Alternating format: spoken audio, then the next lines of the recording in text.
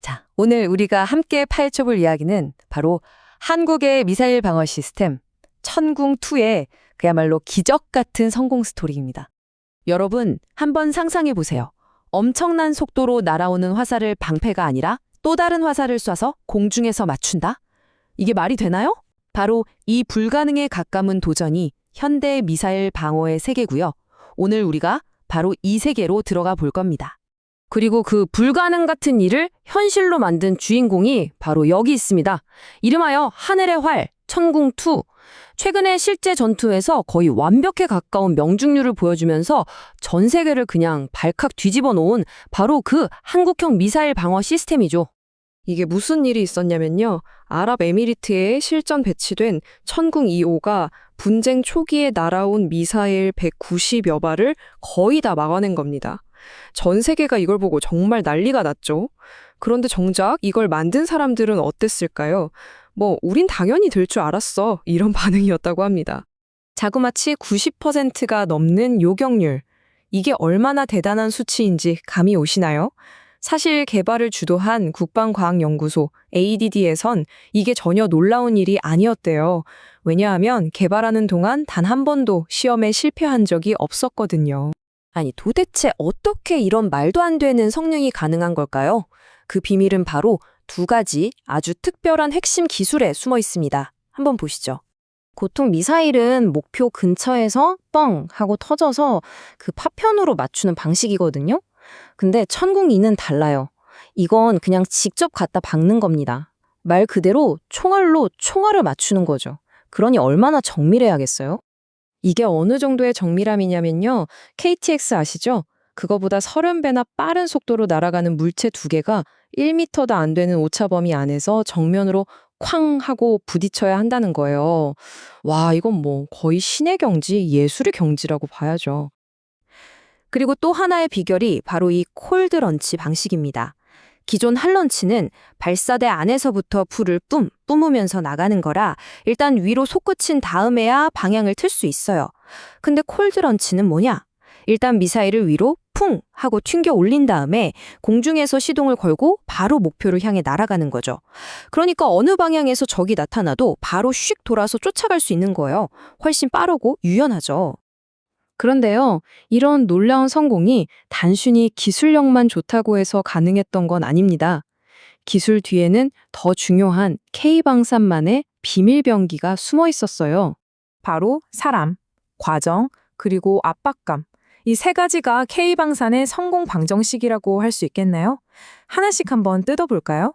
첫 번째 요소, 사람입니다. 여러분, 밀덕이라는 말 들어보셨죠? 밀리터리 덕후.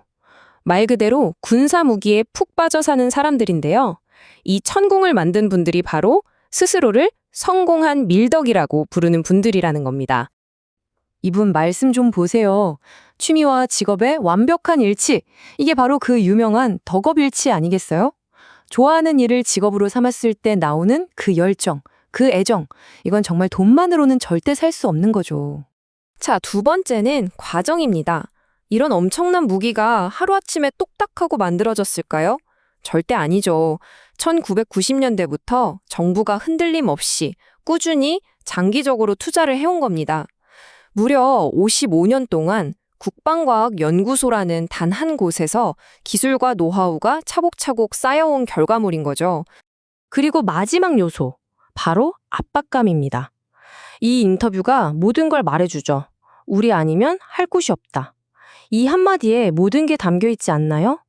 이건 그냥 직업이 아니라 우리나라를 지킨다는 사명감, 그 엄청난 무게감이 이들을 지금의 자리까지 이끌어온 겁니다.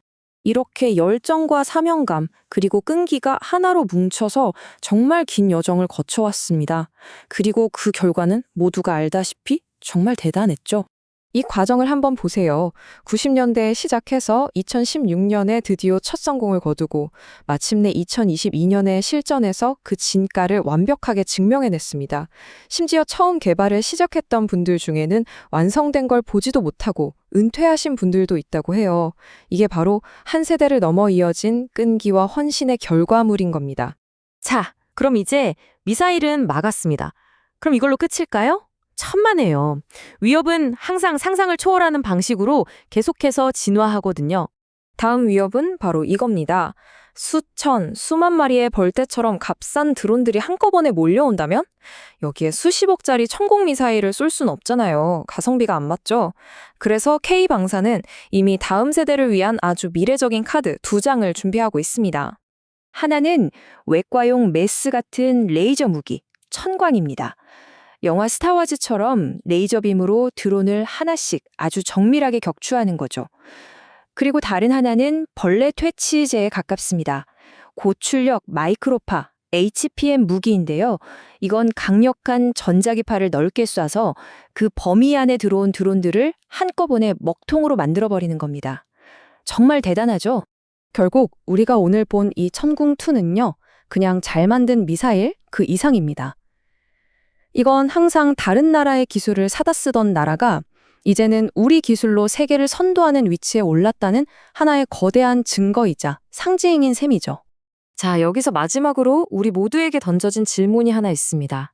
기술이 이렇게 발전해서 인간이 판단할 틈도 없이 모든 게 자동화된다면 마지막 순간에 발사 버튼을 누르는 건 과연 사람일까요? 아니면 기계일까요?